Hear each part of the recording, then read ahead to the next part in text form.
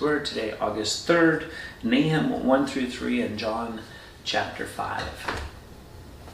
Now, again, we're into the prophets. We're back to Nahum. We're going to just walk through some of what Nahum is talking about. And it seems that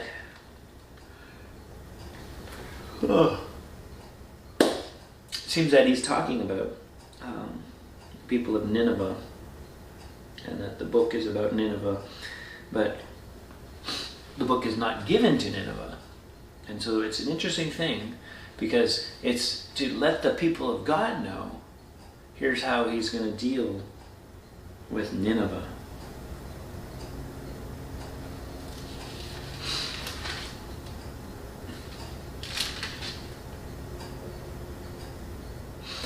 Yeah, so read through it. And there's going to be things in here you're like, what in the world? But the real message then comes to the people of God if they think they can get away with things. This is what's happening to their supposed enemies, right? God knows, God sees. Verse 2, verse 3. Well, verse 2, chapter 1. The Lord is a jealous and avenging God.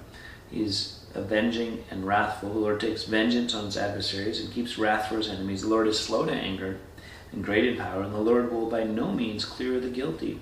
His way is in whirlwind and storm, and the clouds are the dust of his feet. He sees, he knows.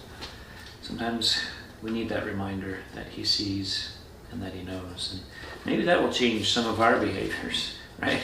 If we kind of understood a little more of God's sovereignty, that he's all seeing, he's all knowing. We wouldn't just think, no big deal. John chapter 5,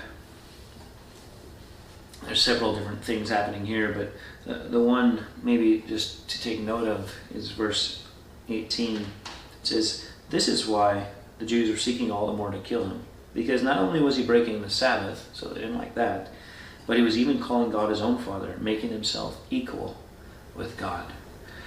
Right? So those that say, well, Jesus didn't claim to be God, yes, he did. Right? And the Jews of that day understood it. It's why they're going to crucify him, right? Because he's claiming to be God. And that's what really got them. Because if you're equal, if God's your Father, you're equal with God, then you're God, right? And so they had to sort through that, and you know, Christian theology, you have to sort through that and go, okay, how does that work? He's the Son, but he's not. He's the Father, but the Son, but they're one. How does that all look and work in for the Godhead? You know, what does that mean? What does it look like? But what it means is Jesus is God. He always has been. He always will be. And so he then talks about authority, and authority given to him by the Father.